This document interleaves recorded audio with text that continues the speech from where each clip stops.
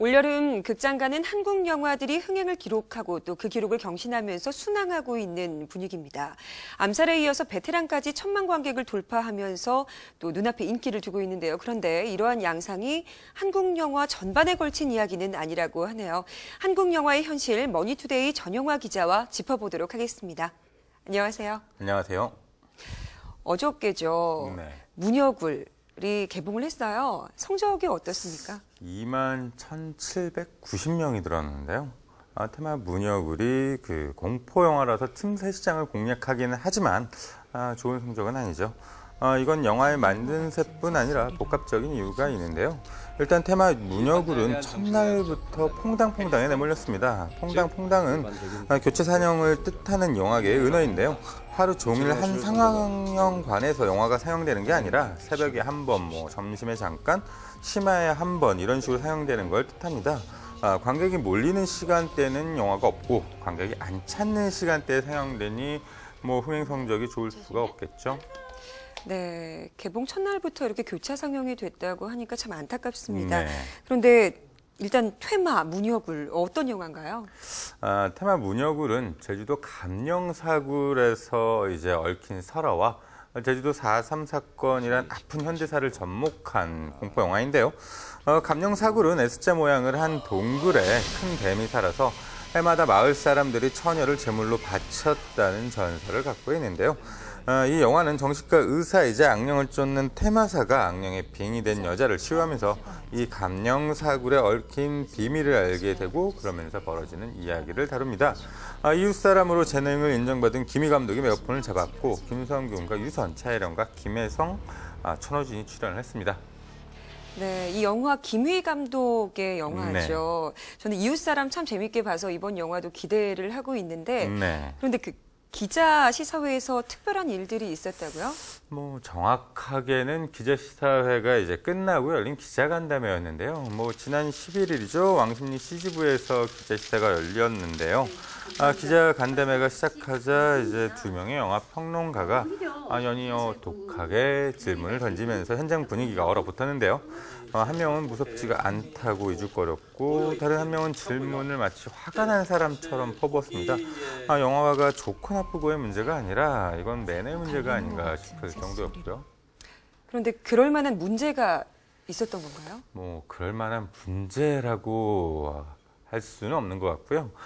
테마 문여굴이 잘 만들었다라고 묻는다면 꼭 그렇지는 않겠다라고 이야기해야 할 것 같고요. 자세한 설명을 하면 스포일러가 될 수 있으니까 이 영화가 다른 공포 영화와 어떻게 다른지 설명하는 게 좋을 것 같습니다.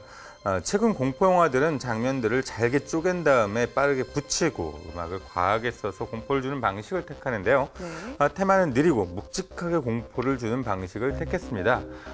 이 방식이 중요했는지는 감독이 책임져야 할 문제인 것 같고요. 긴장감을 주는 방식, 연출, 편집, 배우들의 연기 등등 결과적으로 감독의 탓이겠지만 사실은 최근 한국 영화가 처한 현실에서부터 문제점을 찾는 게 맞을 것 같습니다. 그러면 한국 영화가 처해 있는 상황, 그 문제점이란 뭔가요? 일단 테마 문여굴은 지난 3월 20일에 촬영에 들어가서 5월 14일 모든 촬영을 끝마쳤습니다. 당초 7월 개봉을 추진했지만 메르스 등 여러 이유로 8월 20일에 개봉하기로 했고요. 촬영부터 후반 작업, 개봉까지 4개월가량을 염두에 뒀다는 뜻이었죠. 촬영 기간이 짧고 바로 그해 여름에 개봉하기 일수인 한국 공포영화 제작 특성을 고려하면 아주 무리한 일정은 아닙니다. 4월에 촬영에 들어가서 6월에 개봉하는 영화들도 있었으니까요. 다만 그렇다면 프리프로덕션 과정부터, 즉 영화 기획 단계부터 촬영과 후반 작업, 특히 CG 일정을 염두에 뒀어야 했을 것 같은데요.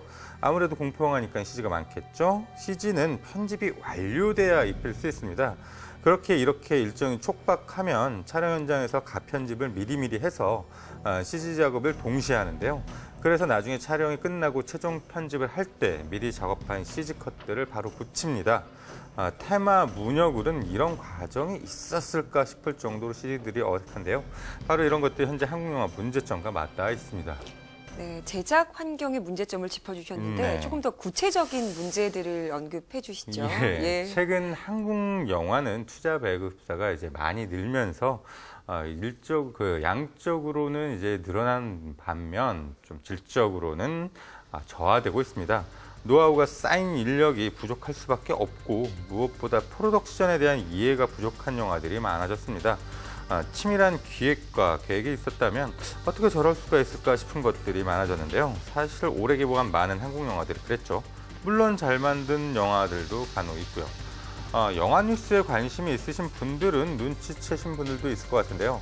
올 여름에는 스크린 독과점 뉴스가 그다지 많지 않습니다. 스크린 몰아주기를 꼭 스크린 독과점이라고 해야 하느냐는 다른 문제입니다만 아무튼 여기에 관한 뉴스가 별로 없습니다. 그렇다고 그런 상황이 벌어지지 않느냐면 그것도 아닌데 말이죠. 네. 이건 영화들 만듦새가 워낙 편차가 심하다 보니까 잘 만든 영화의 스크린을 몰아주는 게 어쩌면 당연한 게 아니냐라는 심정까지 일어서 그런 것 같습니다. F1 경기에 뛰기 위해선 좋은 차와 좋은 선수가 있어야 하는데요. 당연히 치밀하게 전략을 짜야 하고요.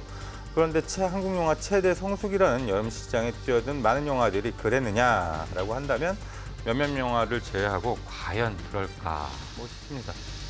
그렇다면 이런 문제점들을 적극적으로 해결할 만한 방법은 따로 없는 건가요? 현재로서는 시간이 해결책이라고밖에 할 수 없을 것 같은데요. 90년대 후반부터 2000년대 초반까지 한국 영화 르네상스라고 해서 막 부음이 됐었죠. 그러면서 2000년대 중반까지 좋은 영화들이 많이 만들어졌고요. 영화 산업이 잘 된다고 하자 돈이 몰리고 그러면서 제작 편수가 확 늘었습니다. 당연히 거품이 생겼고 2006년이 절정이었습니다. 그 뒤로 4, 5년 동안 한국 영화 산업이 위기다 이러면서 굉장히 힘들었죠. 그러다가 최근 3년 연속 한국 영화 1억 관객 돌파할 정도로 되살아났고요. 이제는 잘 된다니까 다시 거품이 끼고 있는 상태인데요. 이 거품을 걷어내느냐 아니면 거품이 더욱 쌓이느냐에 따라 한국 영화 산업 전망이 갈릴 것 같습니다. 네. 어디든 흐름이라는 게 있죠. 계속해서 1000만 관객을 모는 영화가 탄생하는 만큼 한국 영화 자부심을 가지고 제작이 됐으면 좋겠고 또 계속해서 우리 한국 팬들의 사랑 이어지길 바라봅니다. 네, 오늘 함께해 주셔서 고맙습니다. 감사합니다.